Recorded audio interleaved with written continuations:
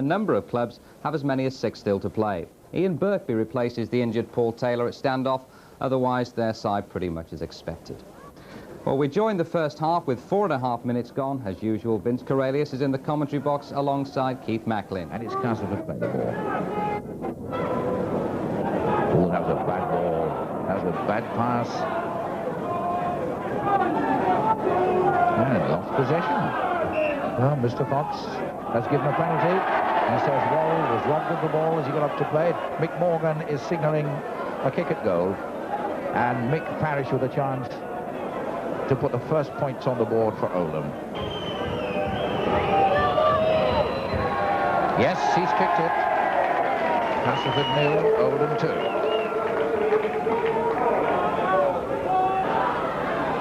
2. We rejoin the match 5 minutes later with Castleford pressurising the Oldham line. Just 7 or 8 yards from the Oldham line as Cass trailed 2 points to 0. Johnson, James, again smothered before the ball comes up. Horton acting halfback, Johnson as ever. First receiver, Joyner firing the long one out. Marchant going to the corner himself. Plan is inside and over. The first try to David Plan. This play really and truly came from Johnson, who's a great distributor, and then Joyner came in. It was a beautiful long ball to his centre, out he goes, and that's a beautiful try. Gary Hyde to take the kick.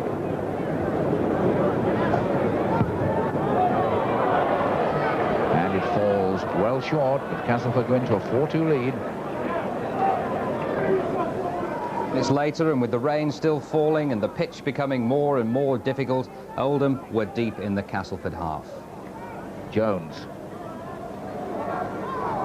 Just over the Castleford 25. There haven't been many opportunities of Oldham tries. That's the hooker, Lowndes. And it's Morgan goes one way. Cohen going for the post. Paddy Cohen going for solo try. Oh, beautiful. Solo effort by Paddy Cohen. Went through the ball.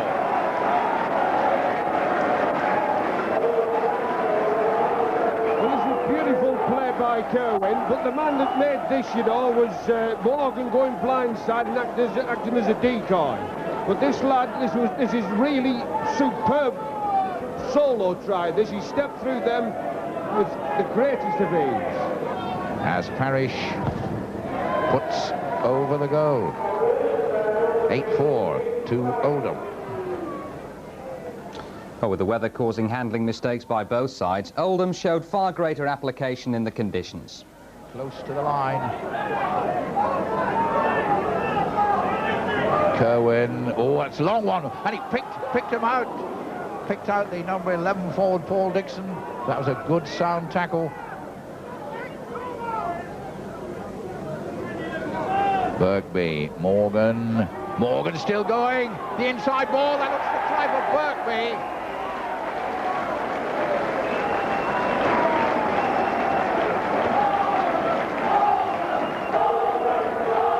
Yes, this is the glorious ball from the old maestro himself, Morgan. Just the way he looked round, struck through that tackle, looked the inside ball to Birkby, strolls over at the easiest to try. Beautiful. That wind must be fierce. It pushed that out.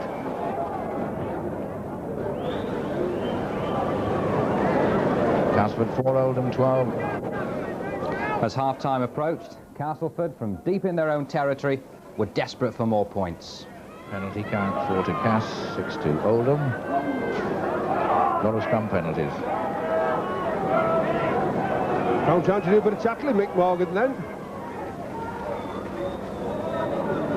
Cass have been on the defensive now for most of the second quarter of this half, apart from Gary Hyde's little break. They badly need to get some points on the board just before half-time. Horton.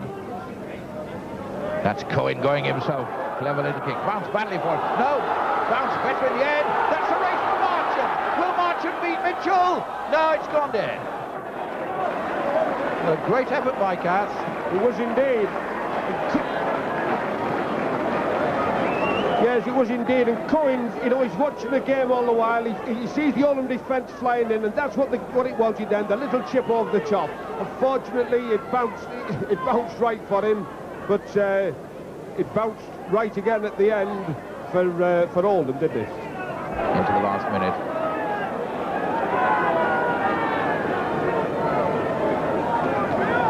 Joyner, that looked at marginally forward, but Mr. Fox didn't agree.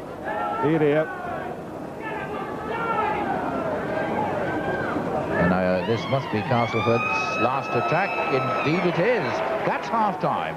Castleford 4, Oldham 12. Well, the most telling statistic there, the time in possession. Oldham having a much greater share of the ball from a lesser number of scrums and might have had an even bigger lead if they hadn't dropped the ball so often. They knocked on or lost possession on 16 occasions. Castleford only 10. But conditions out there were pretty bad. Could get worse too.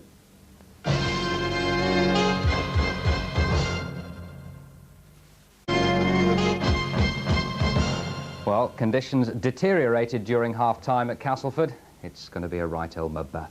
Mind you, some do prefer it like that. We join the second half with 10 minutes gone, and Oldham are still leading by 12 points to 4. Oram. And Cohen immediately in it. Well inside the Castleford half. They have a long way to go.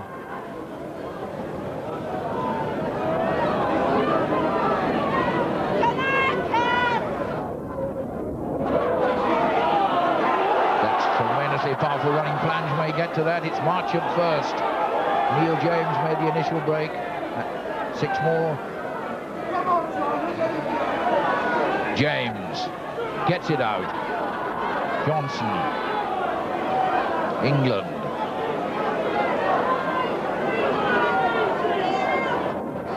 Horton coming back to get into it, but there's an easy interception. The ball just sat up and begged then. For who else but Cohen? There was nobody following Johnson then, unfortunately. He'd made the gap, but there was nobody there. The difference is with the Oldham side, they're all following Morgan.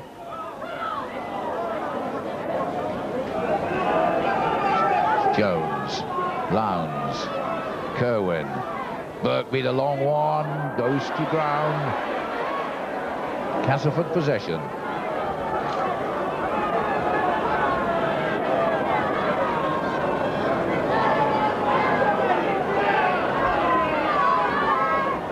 Higgins.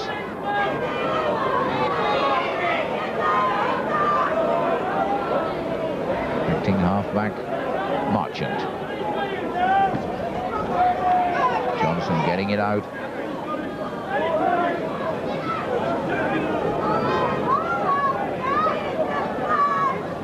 Horton's acting halfback, Johnson. To Higgins. And it's the 6th tackle. Castleford not able to get away from the danger zone. Cohen, he'll do it with a kick. It's a good deep one, but that's a strong wind facing Castleford. Oldham had it in the first half. Caffery.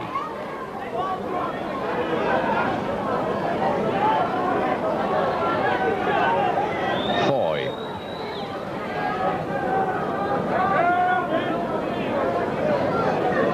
Kerwin, Morgan.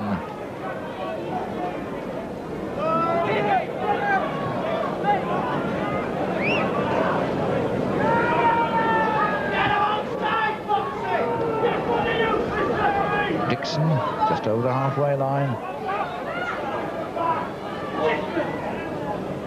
Oh, held that well.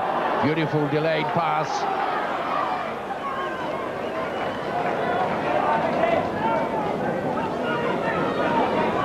That's Mitchell moving it inside. There's the high bomb for Foy to chase. Cohen takes it beautifully. Cohen's up there. He's knocked off. But he took away Cohen's initial momentum.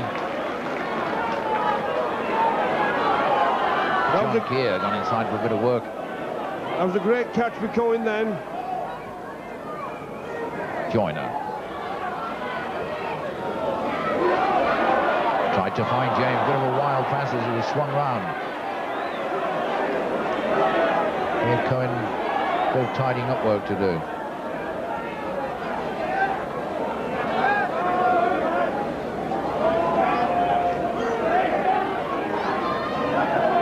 Just outside the Castleford 25.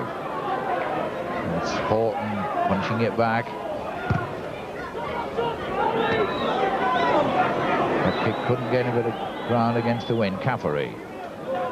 Oldham with the advantage of the strong wind and a lead of 12 points to 4. Very much in the driving seat. Kerwin. Taylor's coming inside. Oh, a good break by this fast winger. Still going. It's Marchant who gets across and pulls him down. But it could well be that Castleford's tired legs, with so many games played into plays, telling now as Oldham get up to the 25. Quarter an hour into the second half. Morgan sells the dummy, keeps going, gets to the 25. Kerwin. Birkby. Foy. It's the 6th tackle. From sheer bomb here, I think. Short one, and Cohen played it backwards, mercifully for him. But he's buried just 2 or 3 yards from the line.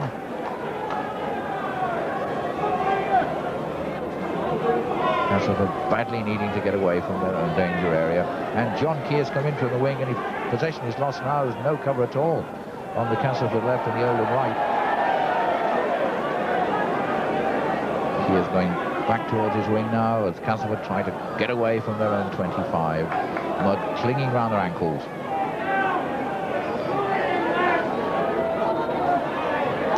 Joyner slips it out to Marchant.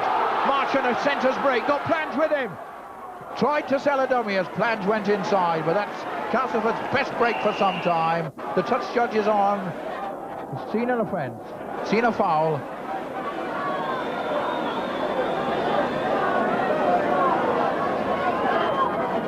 And it casts a warming up. Yes, this is a cracking ball.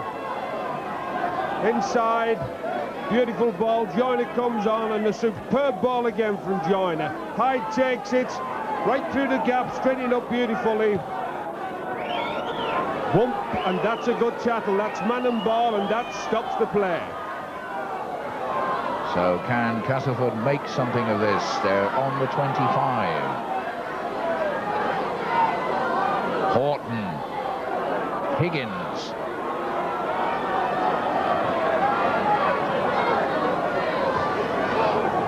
Just over the 25, it's Castleford driving for the post as they trail by 4 points to 12. Horton trying to go himself from acting half-back. Beautiful move. Just 5 yards to go. Cass striving to get back into this. That was James who was caught just a little short. There's the kick across. It's bouncing awkwardly. Yes, Cass still have it, and Mr. Fox gives them 6 more tackles. Wipes the slate clean. Higgins, the utility man, at loose forward. He's going for the line himself. The Cass crowd now getting behind their side. They want this try. Just 2 yards from the line.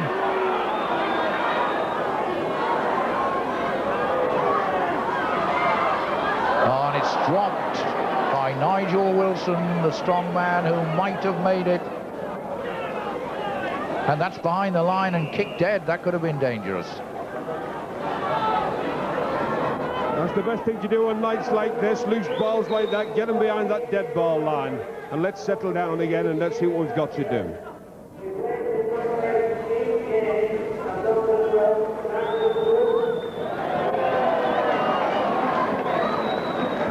Both Castleford subs coming on. Dave Rookley and Ian Fletcher.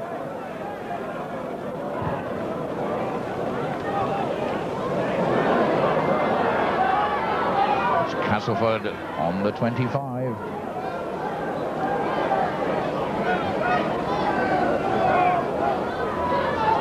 Well, the clean jersey of Ian Fletcher very rapidly sued in evidence. He's at acting halfback.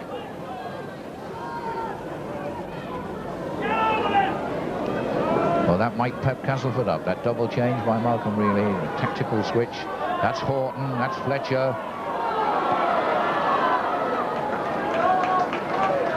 Castleford looking lively at the moment.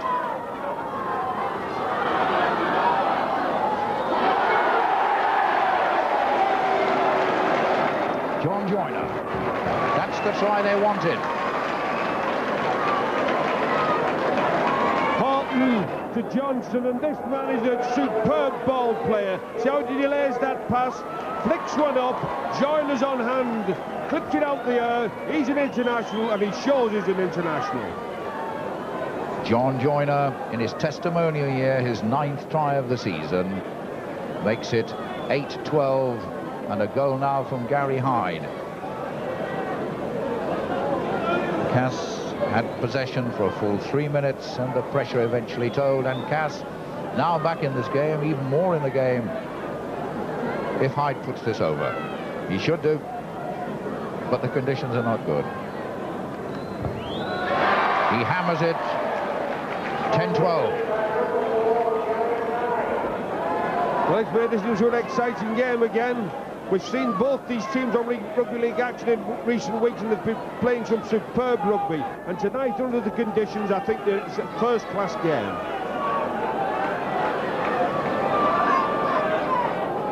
Castleford 10, Oldham 12. Parrish.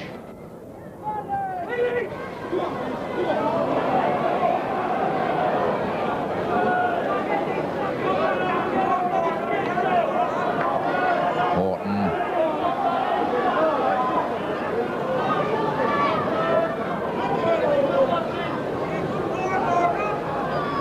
That's Oldham trying the short ball, but that will certainly stimulate Castleford's attack. Joyner again, trying to work a move, but there are 3 tackles on him. And Joyner protesting a little at the treatment he's getting.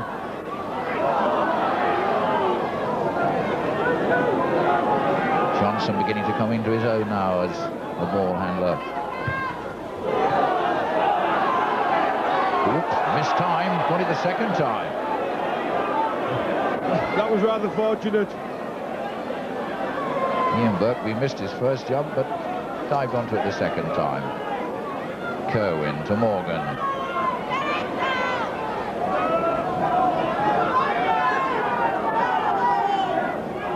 Again Jones, well-tried move in these muddy conditions, bringing in this big prop forward to plough through the mud.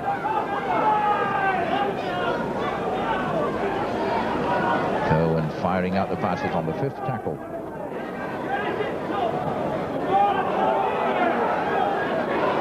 That's the 6th.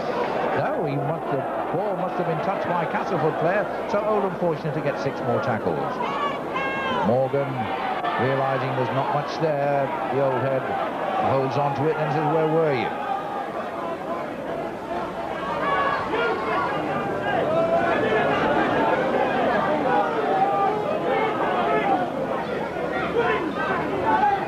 Jones, oh, it's lost. Whose ball is that? Mr. Fox will adjudicate. Looks like a Castleford ball.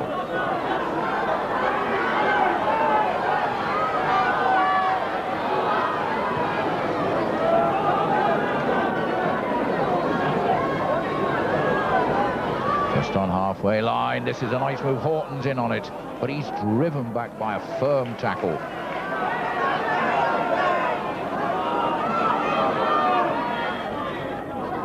Joyner. Rookley to sub. David Rookley, a good runner. He gets half an opportunity. That's a nice dumber. Johnson getting it out. Cohen's up there. But it's the 6th tackle, but a much more life about Cass now. They trail by just 2 points, 10 against 12. Oh, what an awkward bounce for Mitchell, but he got it.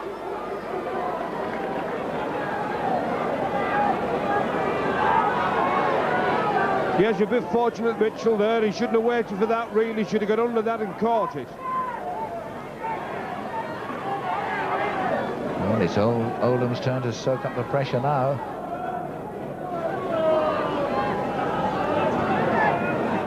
Parish is in the wrong position here. I think he should be back and should be given it to him again to clear the line. There's a big man, Mick Parish, but he was driven sideways then.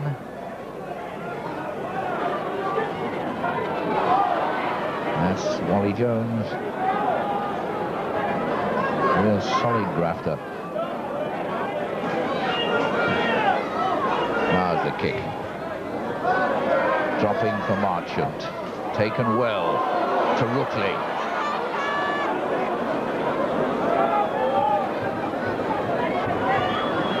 That's putting it together much better. Nice ball from Joyner to Flange. 15 minutes left. Fletcher's dropped it. But it still keeps going. That's the 45th time in this game that the ball has been dropped. Cass 21, Oldham 24. But on a night like this, who can blame them? Joyner, Johnson. On the halfway line. It's Fletcher moving it wide to Horton. On the 6th tackle. Cohen, the short one, going after it well, but very, very well taken indeed.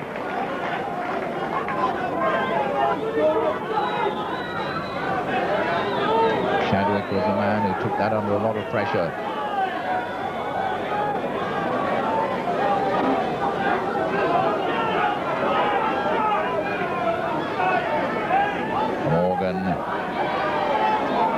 Morgan gets away.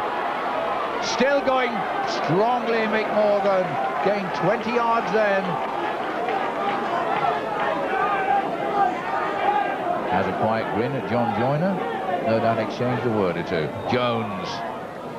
Parish is there. So's Birkby. And that's gone loose. That was a gift to Castleford. Birkby didn't really look when he was throwing that out. Gary Hyde was onto it. Oldham. Johnson. Well, it was taken at the second attempt.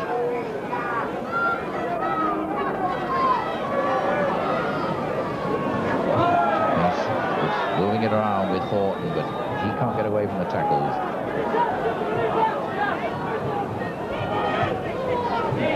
Oh, Gary Hyde didn't really know where that was.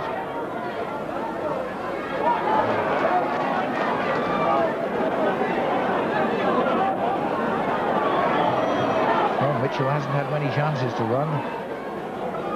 And he's going no further. Marchant to put him down. In the Oldham front row that's been doing the tackling. Horton 37, Johnson 29, and England 24 at this stage.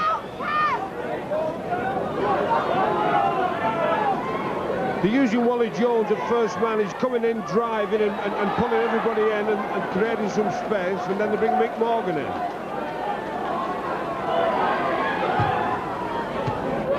That's Flange.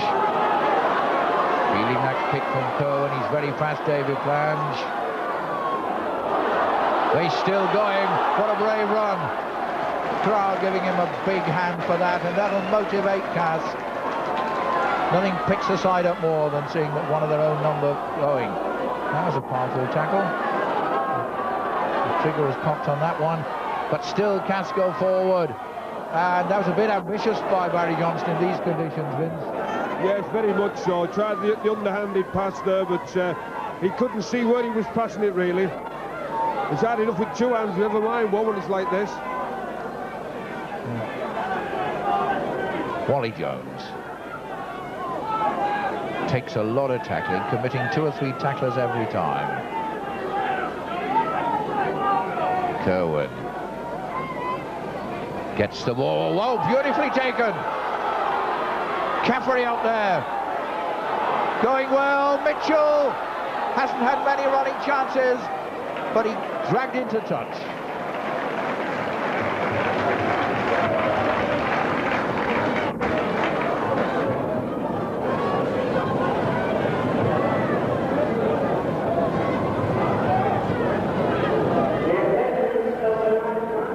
The scrum 15 yards from the Castleford line.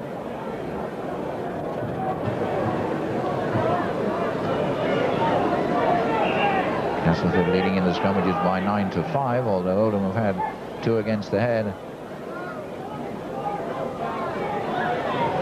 Oram getting it out well, rugby union style, throwing himself absolutely flat.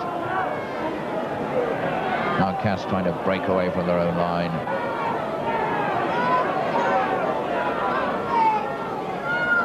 Just 2 points in it.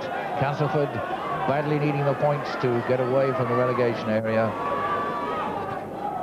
Oldham 12 points to 10. They want to consolidate that place in the top 8. Of course, the position they finish in depends their position in the Premiership playoff. Who they visit. So 2 points vital to both sides, even more so for Castleford. Taylor. Oh, Taylor running well and strongly deep into the Castleford half. Yeah, Kerwin.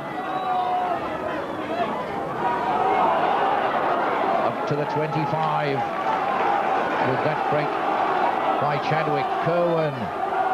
There are men to spare. Morgan had to stitch it up, decided not to pass. But Oldham leading 12 points to 10 on the Castleford 25. There's Cohen selling a dummy. Cohen had an amazing match. He leads in the tackle count with 31 for Oldham, and he's been in every attack. There's this big front row forward.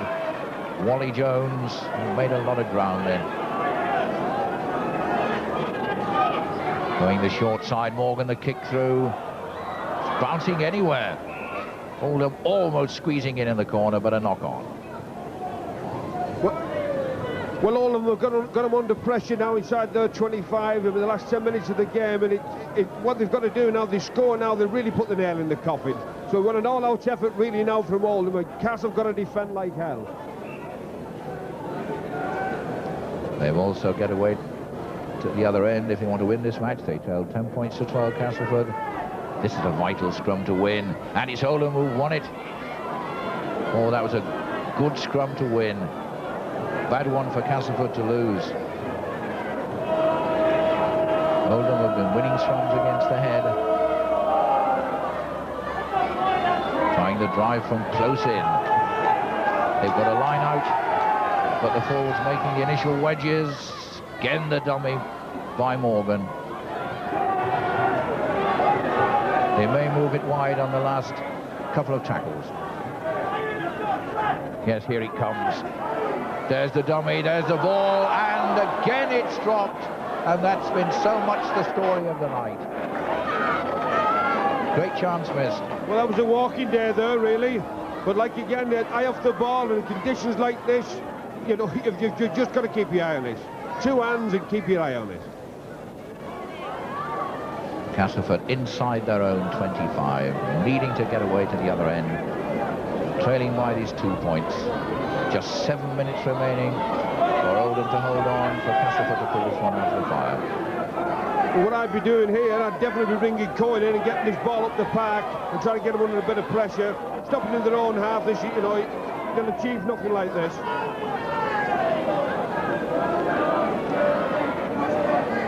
There's the kick. That's Gary Hyde kicking that one, and a knockout. Yes, you know, Ian Burkby couldn't get away with that under the nose of referee Derek Fox. So that's gained a bit of ground, but really Castleford wanted up in the Oldham half. In these last 6 minutes, they've got to get into the Oldham half. Mr. Fox not happy with that. Ian Oram has head and ball. Gets it. Cohen has moved up into the 3 quarters with Wookley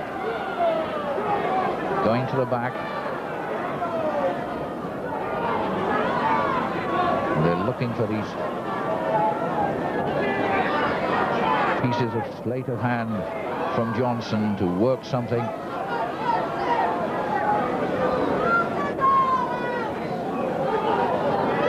Hyde. Oh, what a good tackle.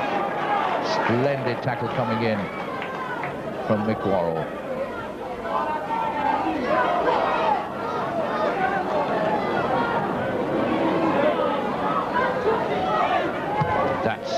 Cohen again. Well pouched by Taylor. Mike Taylor up to the 25, but Castleford have got play territorially within the Oldham 25. If they can go through 6 tackles now, they're going to force Oldham to kick and give them possession. Cohen. Jones. Tireless foragger, Wally Jones. Just 5 minutes remaining. Oldham hanging on to a 12-10 lead. Morgan again. Oh, that's knocked down. That was a knock on anyway, but at least it'll be a scrum. 12 yards from the Oldham line. And when we talk in terms of tackle count, how's this for one? Steve Horton, the deputy Castleford, for 40 tackles. But at the moment, Cass trail, and Steve couldn't do his other job there, which was get the ball from the scrum just when Cass needed it.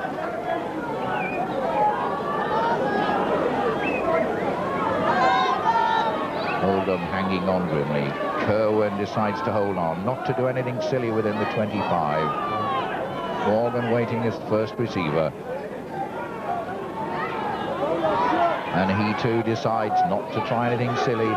In these conditions, the ball could go to ground in the Oldham 25. They've got the 2-point lead. It's up to Castleford to come and get them. Wally Jones, it's not spectacular stuff, but it's winning rugby, this. There's the kick by Kerwin, and it does just enough to get play into touch on the halfway line and drive Castleford back. Well, under conditions like these, I mean, these lads are not bothered about the entertainment. They've played an awful lot of football, and what they'll be worried about tonight is getting the winning pay. You're such a materialist, Vin. Ian Oram. That was a good one, too. Cohen's up there. Well, what can Castleford do with this possession?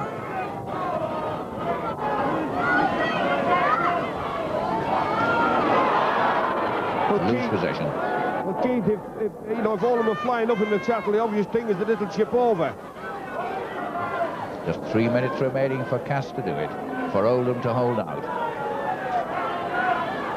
Johnson holding it, waiting for someone to come onto it. These players absolutely caked to his mud, but still trying to produce some magic. David Rookley, can he do it? The sub. It's the 6th tackle.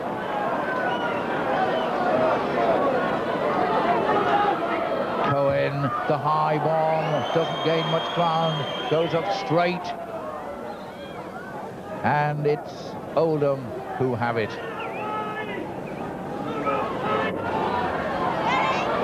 Looking for Mitchell.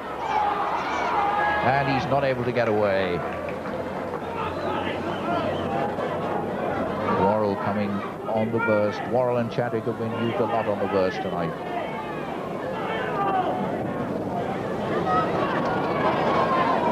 Mitchell again. Mick Parrish the kick. Marchant going back for it. Rookley. Not able to get away from the tackle.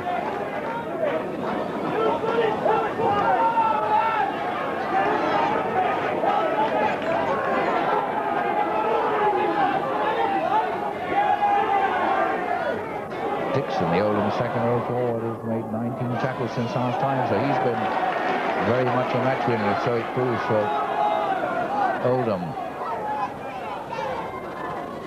Wilson. Time running out for Cass. They trail 10-12 then. As far as they're concerned, the wrong half of the field. Johnson getting out to Horton. The 6th tackle. Just 1 minute remaining. Johnson, the kick, goes after it. Hoping for a drop ball, but not that time.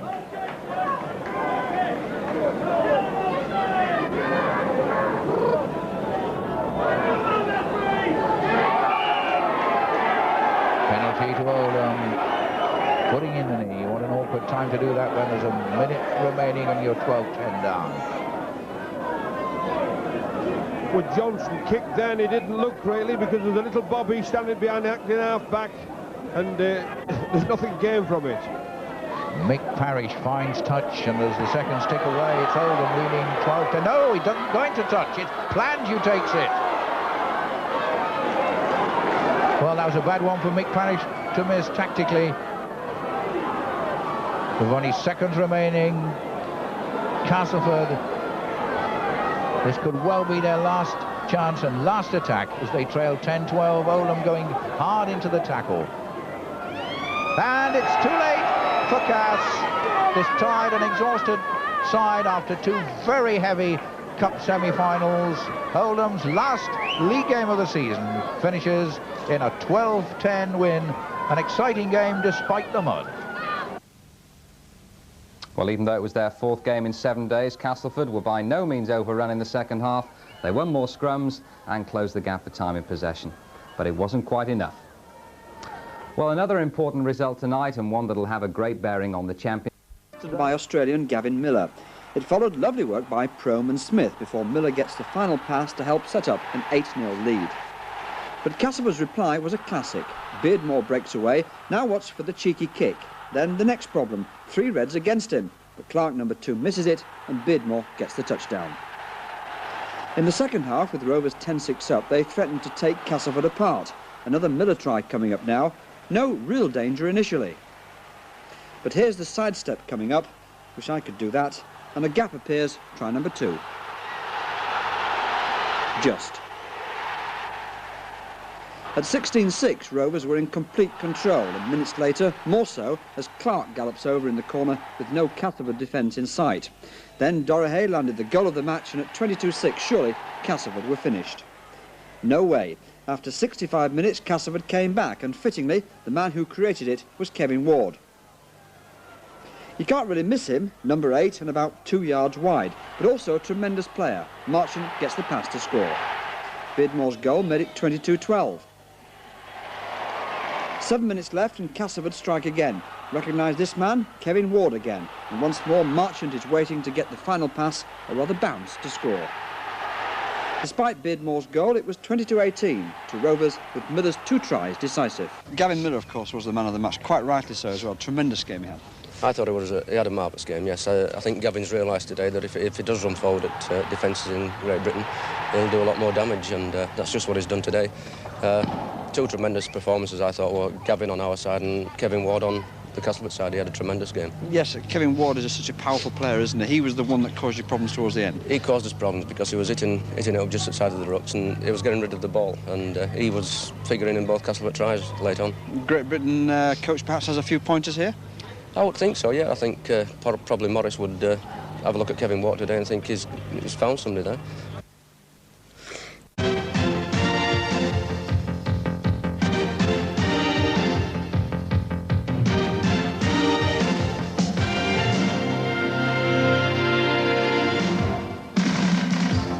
The Challenge Cup, Rugby League's most prestigious trophy, and in less than 24 hours, we'll know who's won it. Good evening. The scene is set for the game's big day at Wembley. In last season's final, Castleford triumphed. Tomorrow, Halifax and St Helens do battle for the honours. It's a combination of a season of mixed fortunes for the game. While many of the top clubs have prospered, for those at the bottom, it's been a fight for survival, with strong predictions that some will go to the wall. Later in the programme, as well as previewing tomorrow's final, we'll be discussing this growing divide. David Oxley, the Rugby League Secretary-General, and Malcolm Reilly, the Great Britain coach, will be giving their views. But first, let's turn the clock back to early October and the arrival of the Australian Test team. When they were here in '82, they swept all before them and didn't lose a game. The man who was charged with trying to plot the downfall of these latest tourists was Maurice Bamford, the then Great Britain coach.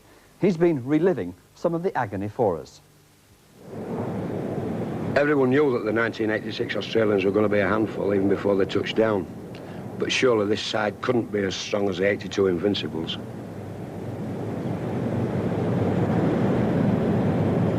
Peter Sterling in the middle there was generally accepted throughout the world as the best scrum half. Some of the other players weren't so well known, but the big guy there with the beard, Noel Cleal, he's some player. I wish I'd never seen him before. It's a sign of their strength when someone like Big Mal Meninga, the scourge of 82, couldn't even get into Wally Lewis's team.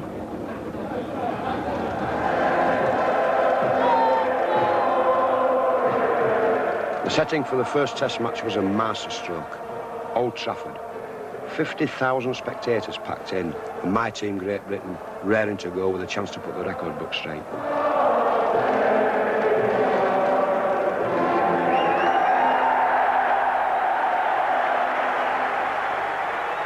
Just look at that, the biggest crowd for a Test match in the history of this game in this country.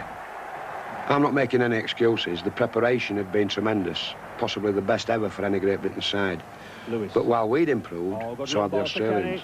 And he's in, yes, to Miles, 9 minutes gone, first try to Australia.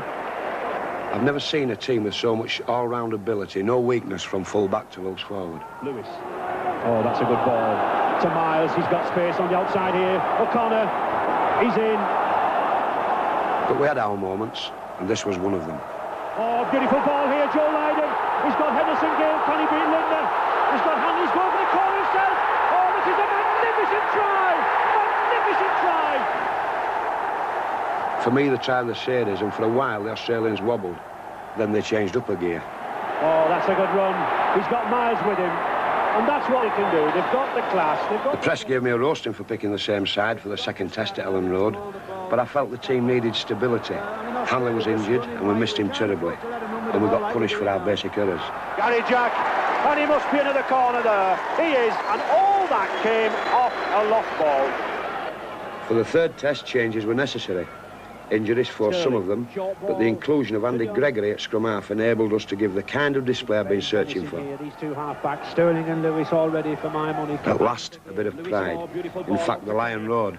The only trouble was that damn kangaroo did as well. But this is still dangerous. They've got Lindner running, and he's in. No problem. That's a good ball from Pinner. That's what he's in for. Now here's the golden opportunity. Gary Schofield.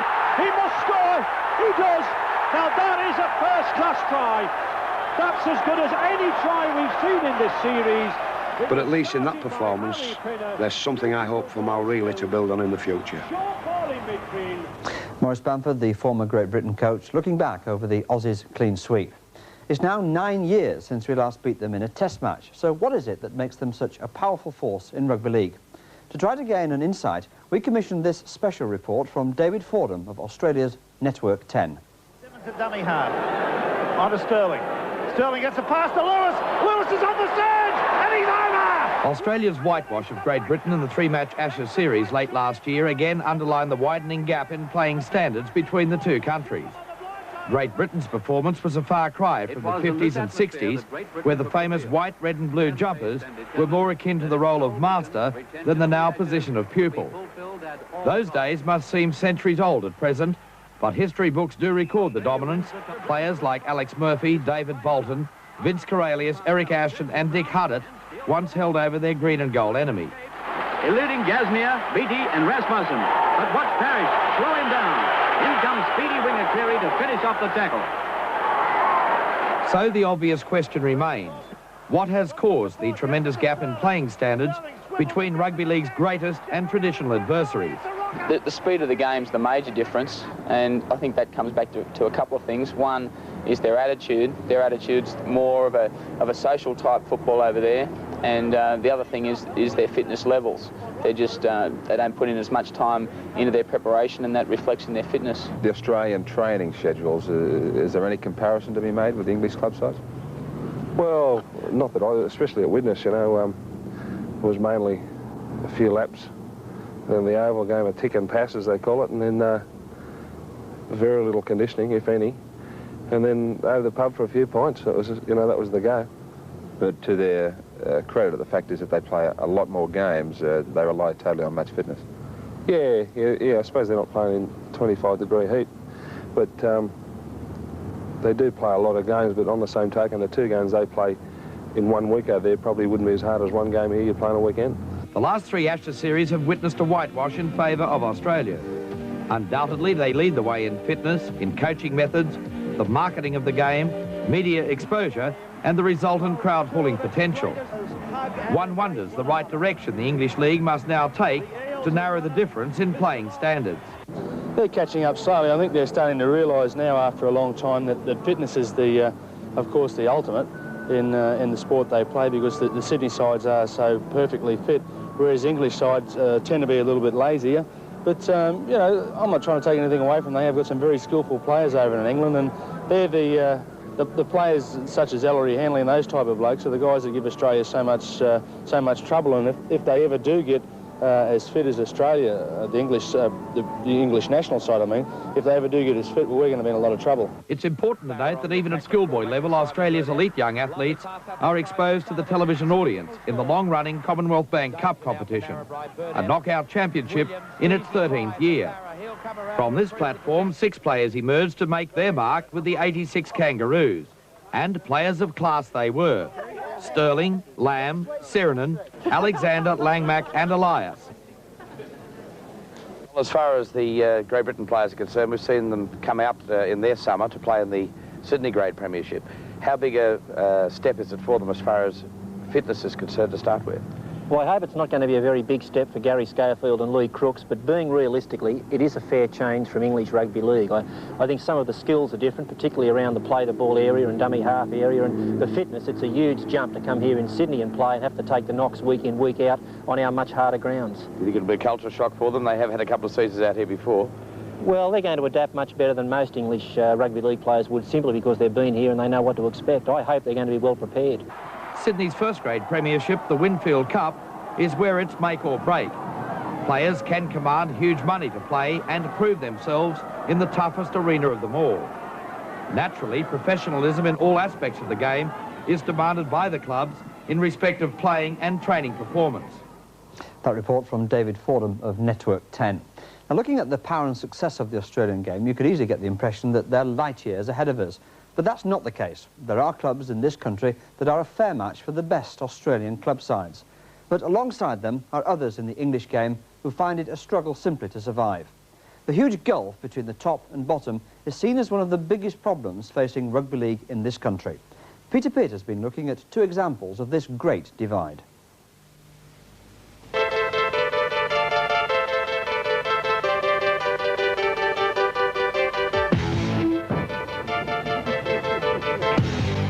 This is Central Park, home of Wigan.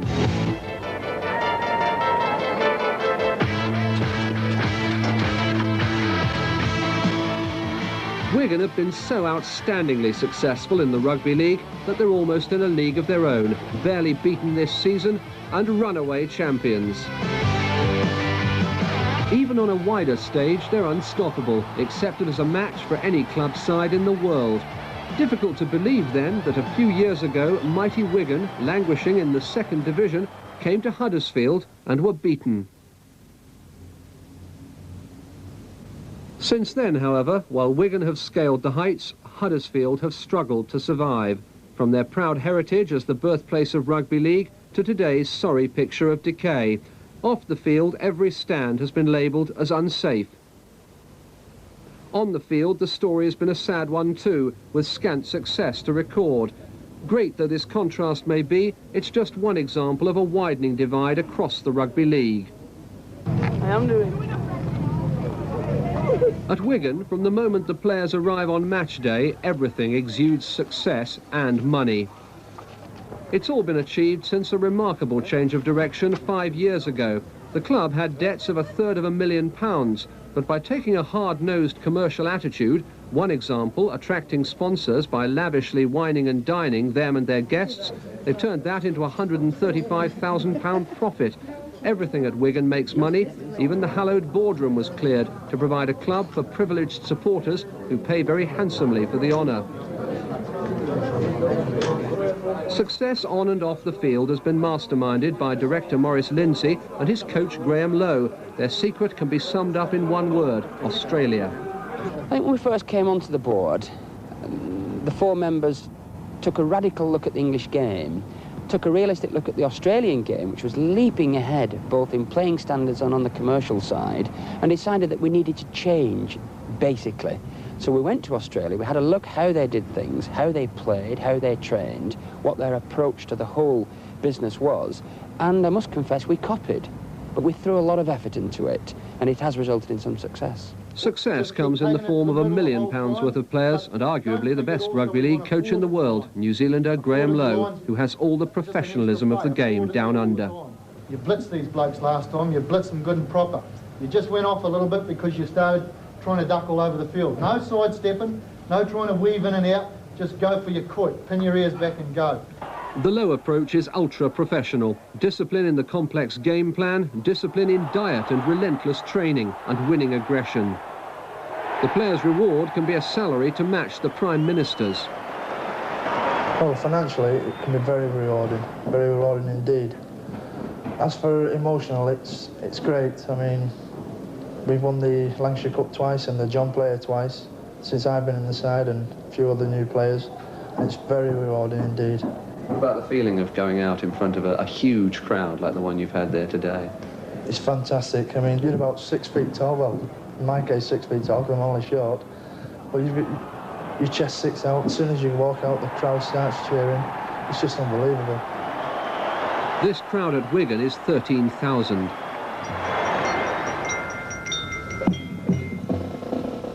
Over at Huddersfield, just 370 people have turned up for today's game. Gate receipts won't even cover the players' wages, £70 each if they win. And finding the cash to pay for new players is a constant headache. At Huddersfield, they're bitter at the way the top teams pay big inducements and huge salaries, pricing their poorer cousins out of the market. Coach Jack Addy would like to see a statutory wage for players. The alternative is that his promising youngsters will be lured away. The stands need expensive improvements following the Bradford City fire, so the fans are restricted to the open terraces.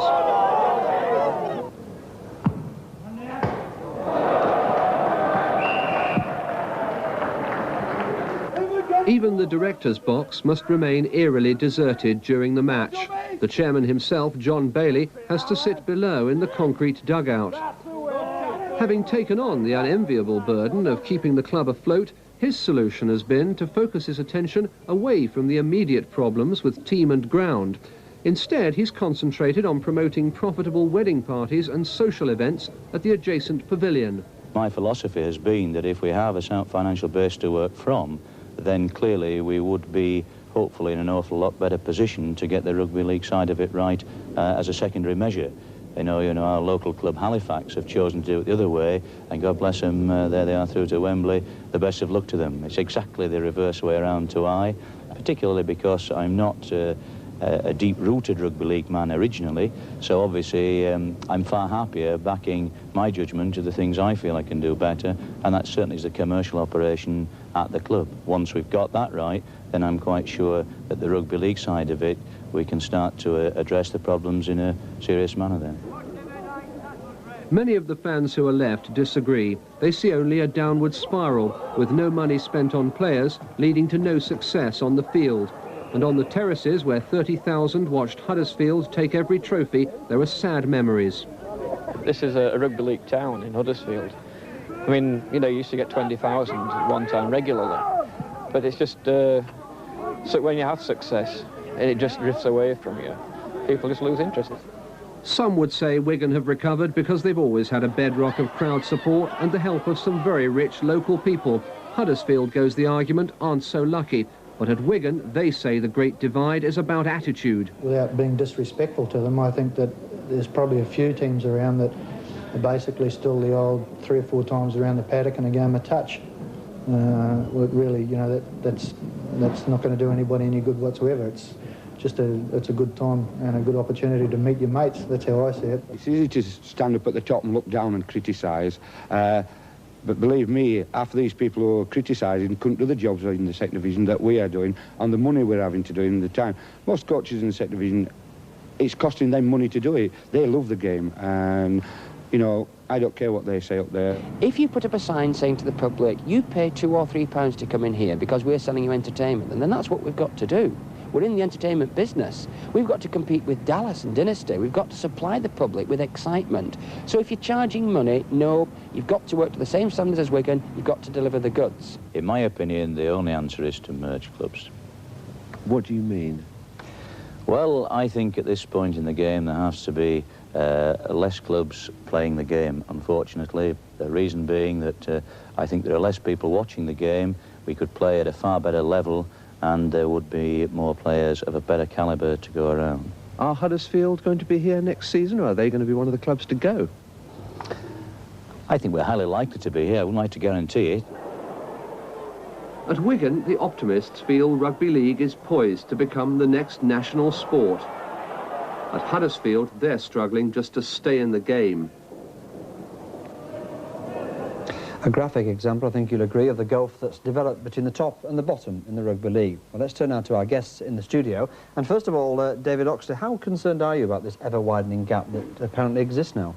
Well, in any competitive sport, the winners and losers, those that succeed and prosper and those that are always struggling, Harry. My main concern, I have to say, is that we'll do what we've done far too often in our history and somehow legislate against those who are finding success through their energy and enterprise and getting their house in order, and somehow arrest that forward progress. Now, I'm dedicated to trying to make sure that that doesn't happen, and I think the current council and management are of that mind at last too. What basically then is the root of the problem? Is it lack of cash or is it a lack of talented players, would you say? Well, it's both, of course. Cash has always been important in the game and the ways to it. But Malcolm's club, Castleford, have never been big spenders, never been in a position to be, but are always there or thereabouts when it comes to winning honours. And Doncaster this year, the new regime there, have shown what can be done from modest, in fact, even very, very difficult beginnings. We certainly have got to get our player production right, though, our production line. As we've seen, the gap there, compared with Aussies, for instance, is very, very big, and that's another issue. And isn't the production line part of the amateur game as well? There still is a gulf between the amateur game and the professional side. I mean, isn't it time that you really knocked the barriers down and started to play the same game together? We do for most of the time, and of course, yes, Barla are largely responsible for the development of young players, and they have some very ambitious and I think very progressive and forward-looking plans about development areas, centres of excellence, and bringing on the youth game, without which we can't prosper, that is true. Well, let's move on to Mal Reilly now. You've got the job, Mal, of trying to beat these Aussies who we've seen. Now, are you worried, really, that there isn't enough homegrown talent to take the Australians on? Obviously, yes, it is a concern, a major concern. Australia are very well geared up with the supply of young footballers to the top teams. And of course, we must work closer with Barla than probably we have been doing. But there are some good juniors coming through, I'm pleased to say. Castleford in particular have signed some good amateurs this season, and we're renowned for developing these youngsters. And of course, we are looking forward to the Colts of today to come through to be the stars of tomorrow. But what about all these Australians and New Zealanders, though, who are coming over into our game? Is it actually a good thing, from your point of view, that we have to invite top Australians to come over and have huge salaries? Is it good for the game? Well, they are draw cards to our game over here. Everyone would like Wally Lewis playing for them, I'm sure. He's a natural big draw card for any team. And to be honest, we at Castleford have had our fair share of imported players over. Unfortunately, our budget hasn't been the same as some of the first division clubs, but we've tended to choose wisely, and they've paid dividends for ourselves. Bob Linder, the last Australian that came over, the marvellous footballer. And I think the big difference is with these people, they are truly dedicated to the game. It worries you, though, when you hear someone like Noel Cleal say, well, when he trained with Widnes, it was two laps around the park and then into the pub. I mean, are we really that naive over here, or is he looking at the wrong side of the game? Well, apart from other comments that Bob Linder made whilst returning to Australia, he did mention that Castleford's training, physical training sessions were as hard as he's ever encountered. So teams and clubs do differ.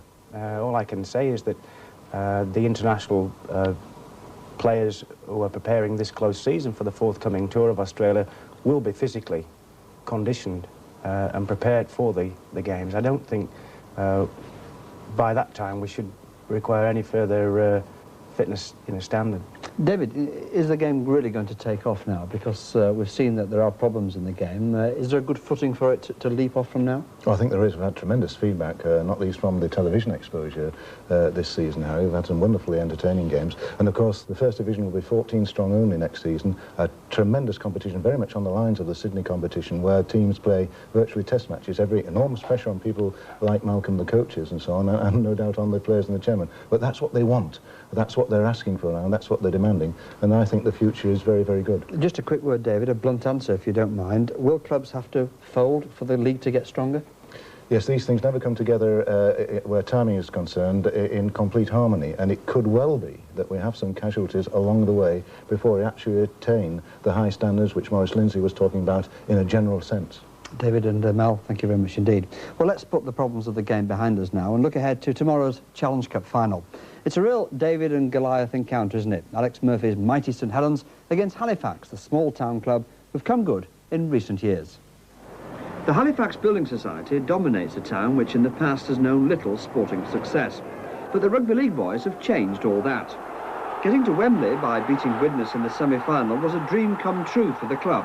5 years ago, they nearly folded. The taxman was owed £78,000. The gates were about £1,000 a match. It was losing something like £1,500 a week. And they all thought I'd got death with three, wanted to be associated with this place. Anyway, we got stuck in. We knew it was a rugby league area, you see, Halifax. It goes back to 1878. And we knew that if we showed some kind of success on the field, the crowds would come back. And they did.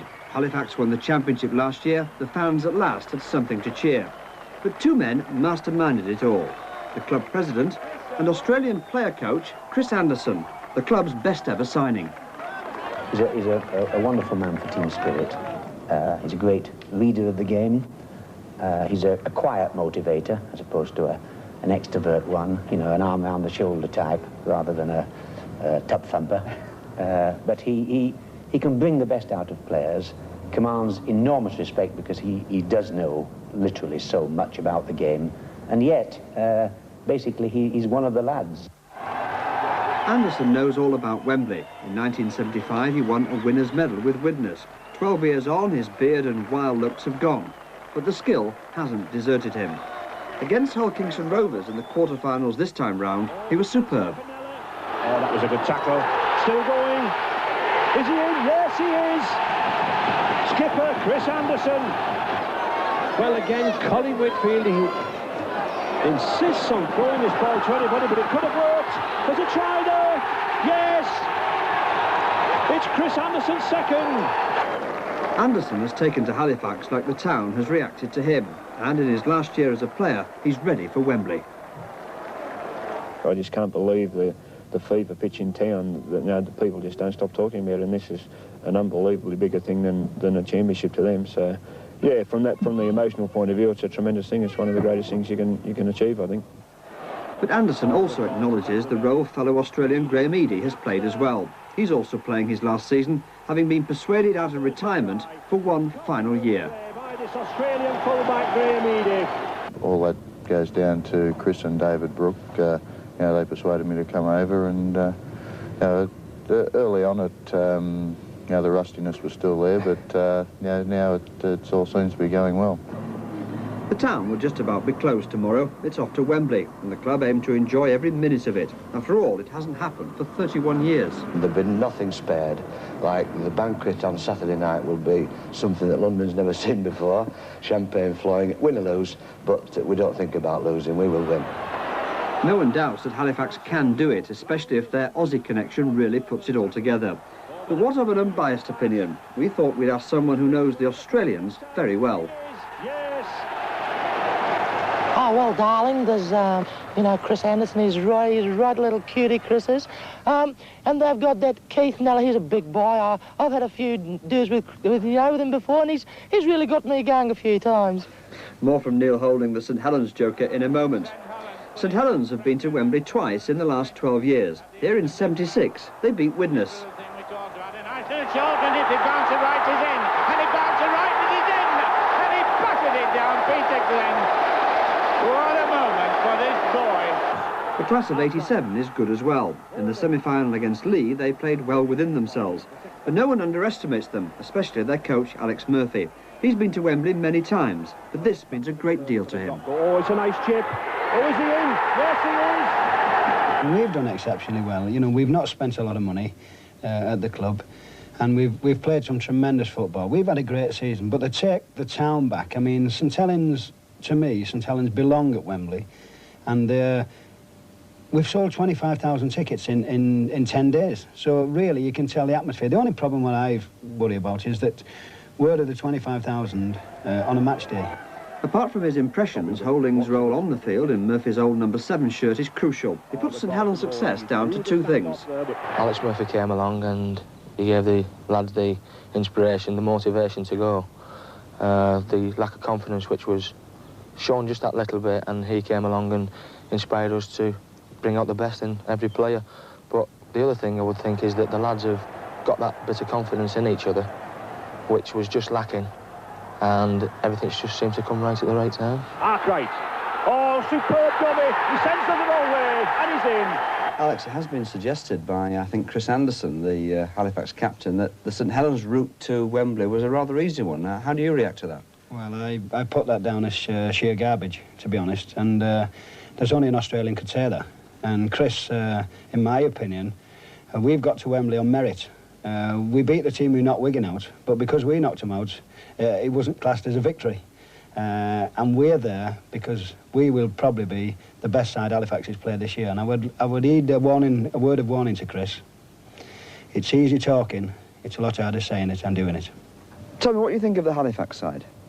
Well, I think they've done well to get to Wembley, and I think that they've got a lot of star players, but I think the Saints have got a few more up their sleeves. Master mimic Neil Holding, who obviously thinks his side will hold the whip hand at Wembley tomorrow. But let's end on an impartial note with the views of our guests in the studio. Briefly, David, who do you fancy for tomorrow's game? Well, Saints are a super side and Murphy's magic, but I'm a sucker for fairy stories with happy endings. So for Chris's 35th birthday, David Brooks, Stan Ackroyd, all the lovely people at Halifax, I'm going for the Thermoles. OK, Mal, well, you were there last year. Who do you fancy this time? Well, I think the advantage that Halifax have is Chris, the coach, being on the park there. Although I think Alex will make his voice heard somewhere on the paddock. Basically, my heart says Halifax. I will be supporting Halifax, but my head says they're a little bit sharper, St Helens, and I think they could win. Thanks, Mal. Well, in 24 hours, we'll know if those predictions have come true. Let's just hope it's a good game. From us all, good night.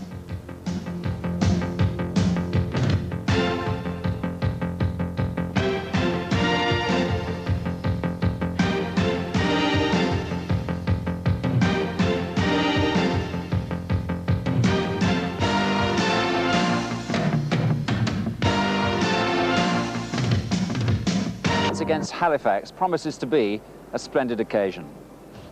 Halifax isn't exactly renowned for its sporting success, but in the past 2 years, the Rugby League boys have gone a long way to changing all that. Champions in '86, they're now back at Wembley for the first time in 31 years. Against Widnes in the semi-final.